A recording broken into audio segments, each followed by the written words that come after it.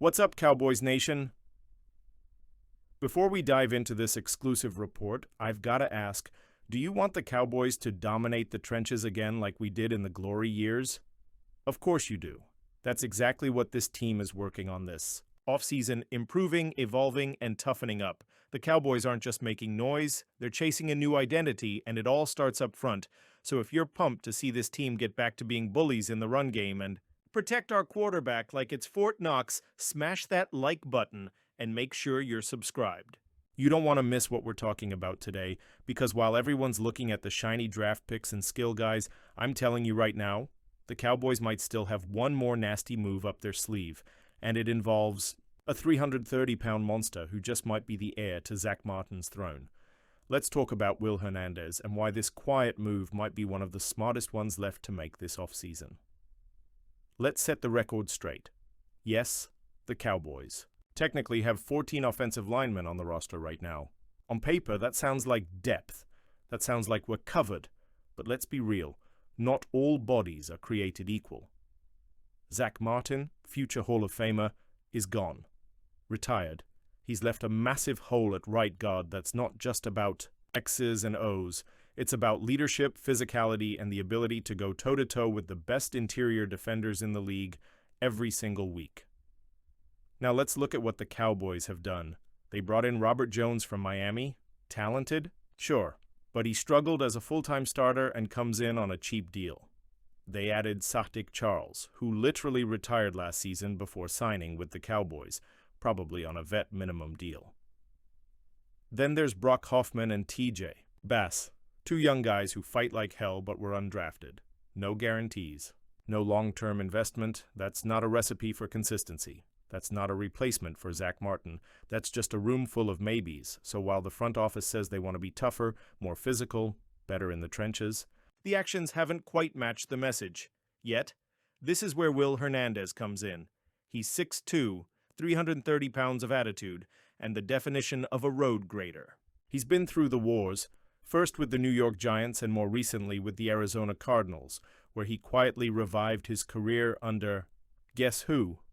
Clayton Adams, the Cowboys' new offensive coordinator.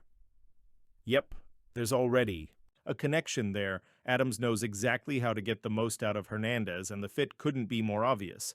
The Cowboys have shown us exactly what they want in their offensive linemen this offseason. Look at the profile of every lineman they've signed or brought in for 30 visits. Big frames, power-based, run-first mentality. Hernandez checks every single box, and unlike some of the projects currently on the roster, he's proven, he's durable, and he's physical, and maybe, best of all, he's cheap. Projections say Hernandez would cost around $4.1 million, and for a guy who could realistically start week 1 at right guard, that's an absolute bargain. Especially when you consider that all 4 current candidates at that spot combined only count for a little over $7 million on the cap. This isn't just a smart move, it's a Cowboys move. Let's break it down logically. Hernandez gives you veteran experience. He's already familiar with the new offensive coordinator's system. He fits the power run style the Cowboys are clearly leaning into. And he doesn't cost premium dollars or future picks. Plus, it gives the younger guys like Bass, Hoffman, and even TJ Smith time to develop. You're not giving up on them. You're protecting your offense in the meantime. And don't forget, Dak Prescott is coming off a hamstring injury. You think this team wants interior pressure wrecking plays and forcing Dak to scramble? No. Wait, they need a guard who can anchor, and Hernandez can do just that. Now, while we're talking trenches and toughness, we also need to flip the script real quick and address the other side of the ball. There's been a lot of optimism around the hire of Matt Eberflus as defensive coordinator, but we've got to keep it real. His former players are starting to speak up, and it's not all sunshine and rainbows.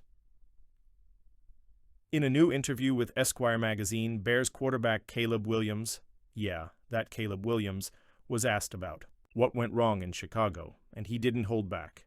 He said the way Eberflus handled late-game collapses, especially the Hail Mary loss to Washington, left the locker room annoyed and frustrated.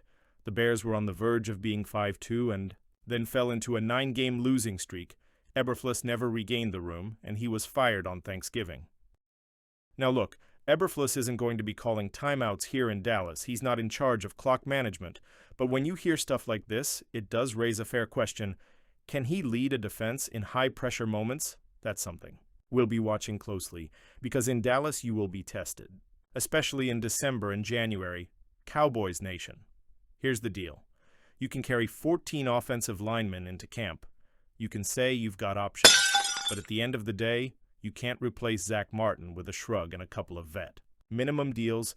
This team has shown they're serious about changing the culture, about getting more physical, about controlling the line of scrimmage again, but you don't complete that transformation without finishing the job.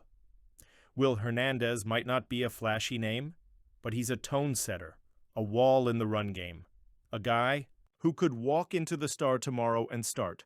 So now we turn it over to you. When the 2025 NFL Draft kicks off in Green Bay next week, the Dallas Cowboys will once again be without a fourth-round pick. That's the second straight year we've gone into the draft missing one of the most valuable picks on the board. And here's the thing. It didn't have to be this way. No one forced us into it. We weren't pressured. We weren't desperate. We did this to ourselves. Let's rewind a little.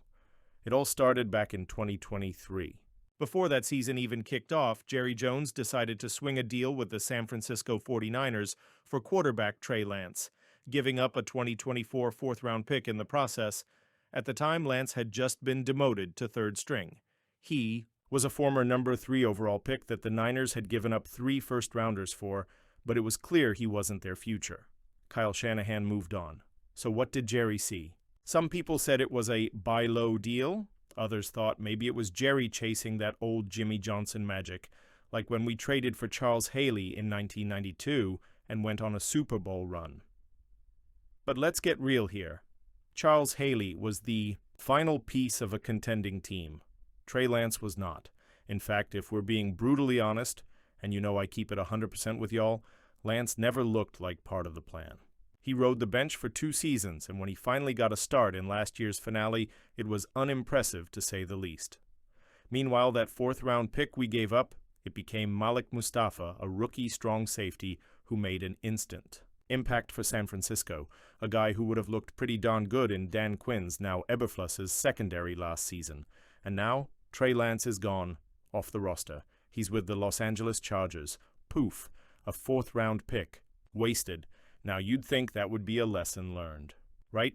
You'd think after giving away a valuable pick for a third-string quarterback who didn't pan out, Jerry and the front office might slow their roll when it comes to wheeling and dealing away day 3 assets.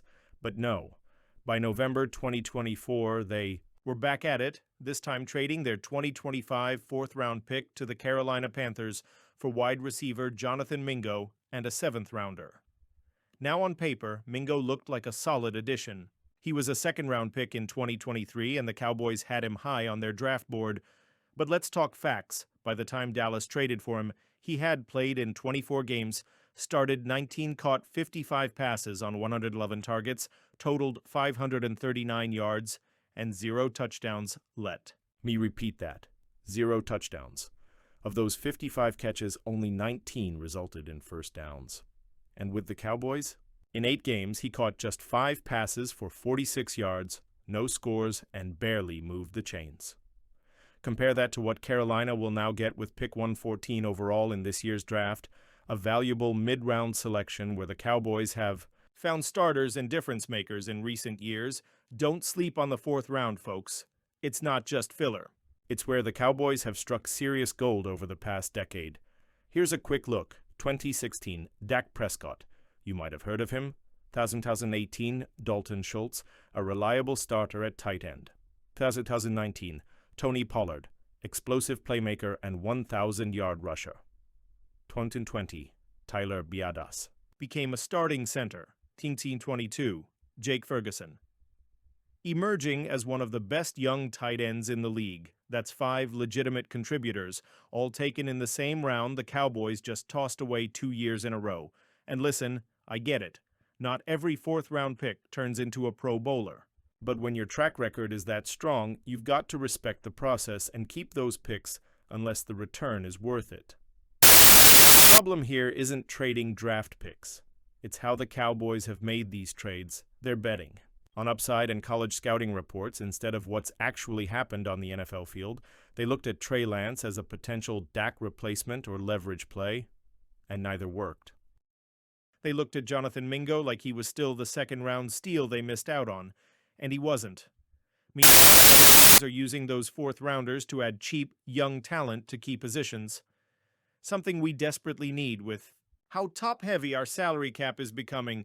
It's not about being conservative. It's about being smart. Now, to be fair, not all trades are bad. Recently, the Cowboys made a smart move by trading a fifth-round pick to the Patriots for Joe Milton III, a quarterback with starting experience and physical tools.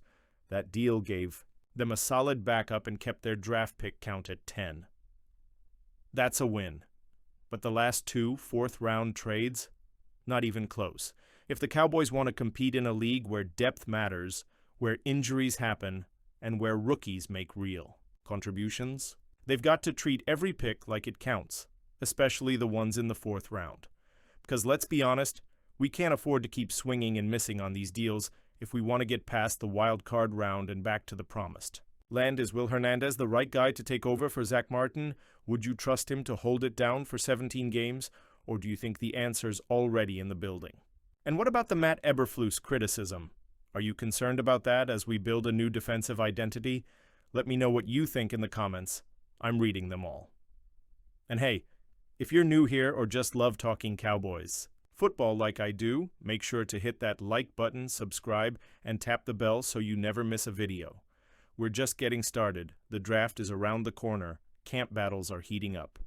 And this team is hungry. So stay loud, stay locked in, and as always, go Cowboys.